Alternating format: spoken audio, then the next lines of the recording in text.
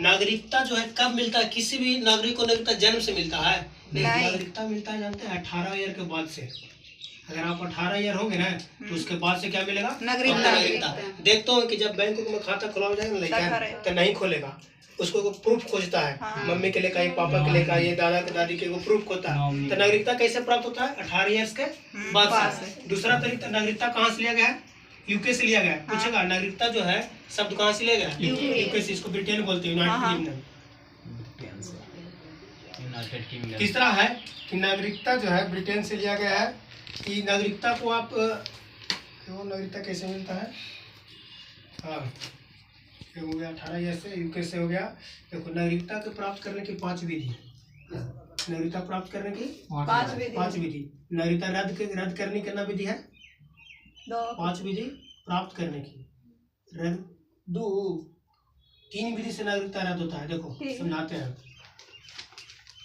पहले नागरिकता कितना वर्ष के बाद से मिलेगा? 18। अनुच्छेद नहीं बता रहा, अनुच्छेद बताएंगे थोड़ा सा इसके बारे में क्लियर करने के बाद, ठीक है? 18 ईयर्स के बाद से नागरिकता मिलेगा किसी व्यक्ति को। कहाँ से लिया गया नागरिकता? यूके से लिया गया। प्राप्त करने की 5 विधि, रद्द करने की 3 विधि। अच्छा, कोई व्यक्ति को नागरिकता कैसे रद्द हो जाएगा? 3 विधि कैसे है कि रद्द हो जाएगा? हम बताते 3 विधि क्या है रद्द हो जाएगा। पहला है कि अगर हम देश विरोधी काम करते हैं तो नागरिकता रद्द हो सकता है। देश के खिलाफ काम करेंगे, मान लिया जाए हम भारत के नागरिक हैं, अभी किसी आतंकवादी संगठन से हम जुड़ गए, देश के विरोध काम कर रहे हैं, भारतीयों को राज्य को उड़ा दिए, देश के विरोध काम किए ना, तो नागरिकता रद्द हो जाएगा। दूसरा कारण क्या है नागरिकता रद्द होने की? पहला है कि देश विरोधी काम करेंगे। दूसरा है कि जैसे जानते हैं हम भारत के नागरिक हैं, जैसे ही हम विदेश के नागरिकता प्राप्त करेंगे भारत की नागरिकता स्वतः समाप्त हो जाएगा। तीसरा, अगर हम पागल हो गए, समझ रहे हैं, कोई अगर व्यक्ति पागल हो जाए तब भी उसको नागरिकता भारत के समाप्त हो जाता है। कि उसको कुछ दिन तक तो रहता होगा ना, कि कुछ दिन तक रहता होगा, जैसे कि इतना साल बाद, इतने बार होने का चांस है ना। कंप्लीटली अगर पूरा हो गया ना डैमेज तो फिर नहीं है। तो नागरिकता 3 विधि से कुछ हो सकता है रद्द। कैसे? ये नहीं कि भारत के नागरिक था, देश की और कहीं चला गया। क्वेश्चन पूछो। जैसे भारत का नागरिक था, कहीं चला गया तो नहीं लौटा, तो मतलब वो देखता है ना कि इतना वर्ष तक आया कि नहीं, तो फिर नागरिक। क्लियर हो। हम तुरंत इस चीज को बताने वाले, तुरंत यहीं पर है, थोड़ा सा सब्र कर लो, ठीक है? ये दूसरा चीज बता रहे हैं, कोई भी नागरिक, भारत के नागरिक 18 वर्ष के बाद मिलेगा, ठीक है? जन्म से नहीं मिलेगा। दूसरा है कि यूके से लिया गया नागरिकता। तीसरा है कि 5 विधि द्वारा प्राप्त कर सकते हैं नागरिकता। चौथा है कि रद्द कितना तरीका से नागरिकता हो सकता है? कौन? पहला बोलो। पहला ये क्लियर, देश विरोधी काम करेंगे, नागरिकता समाप्त। दूसरा देश की नागरिकता प्राप्त कर लेंगे, नागरिकता समाप्त। तीसरा पागल हो गए, नागरिकता समाप्त। बंदा पागल हो गया। 5 विधि से नागरिकता हम काची कर सकते हैं, प्राप्त कर सकते हैं। कैसे प्राप्त होता है? 5 विधि से तो उसको वहाँ का नागरिकता मिल जाएगा ना। पहला तरीका है कि वंश के आधार पर नागरिकता मिलता है। दूसरा जन्म के आधार पर। पहला कुछ वंश के आधार पर, दूसरा जन्म के आधार पर। तीसरा भी रहे तो चौथा पंजीकरण। रुको ना जी, कभी भुला भी जाते हैं। पंजीकरण। चौथा देशीकरण द्वारा कहीं का नागरिकता, भारत का नागरिकता प्राप्त कर सकते। तीसरा कुछ अर्जित भूमि के आधार पर।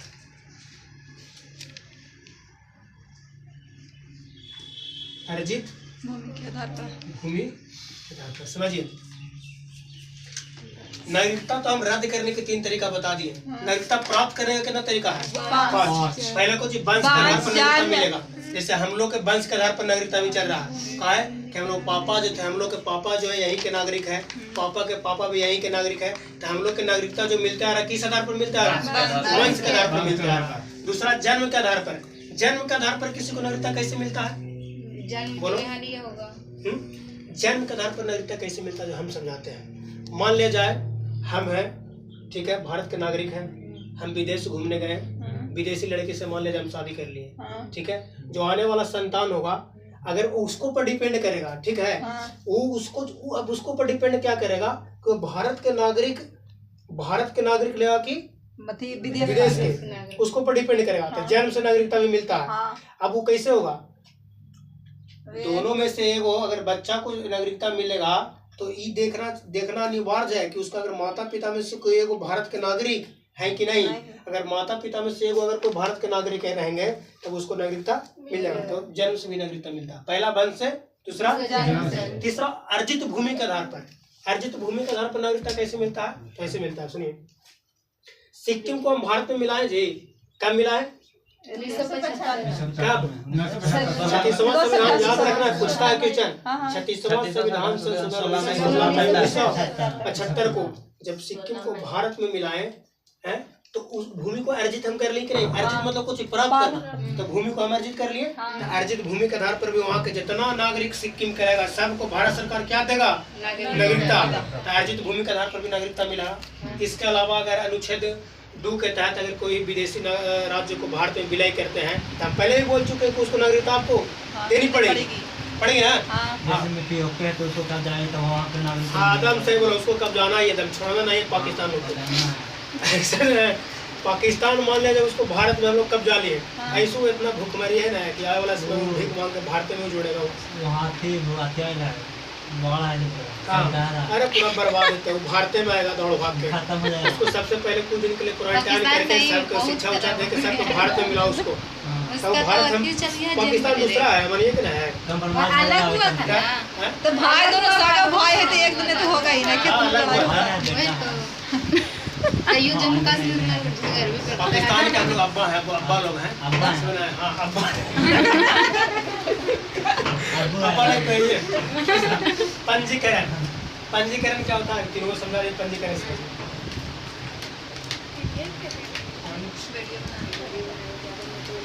देखिए पंजीकरण द्वारा नागरिकता प्राप्त करना हमको लगता है कि सबसे आसान है।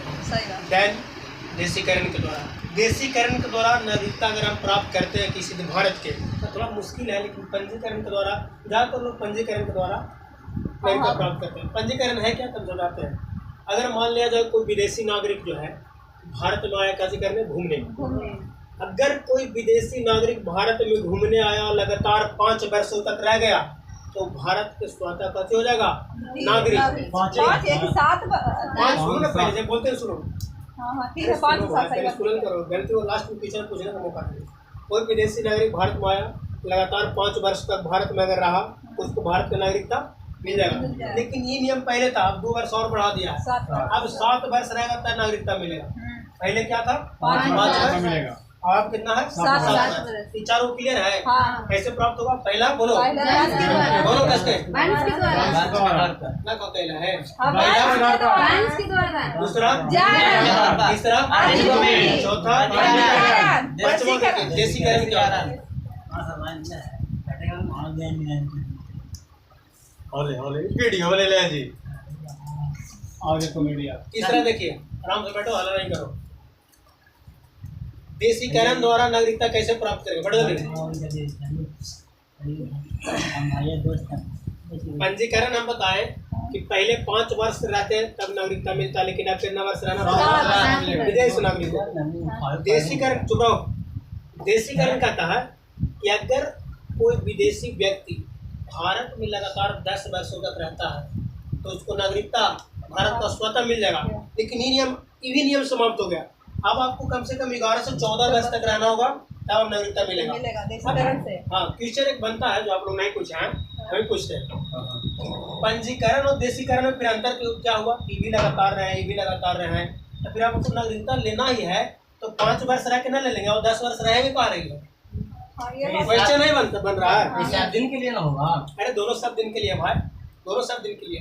क्वेश्चन क्या बन रहा है कुछ समझिए, पॉइंट कहाँ पर हो रहा है। अगर हमको 5 से 7 वर्ष में नौकरी हमको मिले रहा है तो 10 वर्ष कालम जारी करेगा। कहने का मतलब क्या है कि अगर 5 से 7 वर्ष में हमको नागरिकता मिले रहा है तो 10 वर्ष नागरिकता बाद में 10 वर्ष और रहेंगे। 4 वर्ष अपना एक अच्छा समय होता है। 4 वर्ष और एक्स्ट्रा क्यों रहे हैं? तो कारण है अगर इससे नागरिकता प्राप्त करना है ना 10 वर्ष के बाद तो आपको रहना 11 से 14 वर्ष रहना ही होगा। लेकिन साथ में आपको कला, साहित्य, ये सभी रहना। सुनो ना, कला, साहित्य, विज्ञान, सेवा, इस सब के क्षेत्र में कुछ अच्छा करना होगा। अगर देशीकरण द्वारा नागरिकता प्राप्त करना तो आपको कला, साहित्य, विज्ञान, सेवा इत्यादि में कुछ अच्छा करना होगा, तब देशीकरण के द्वारा नागरिकता मिलेगा। यही अंतर है। समझ में आया नागरिकता? देखो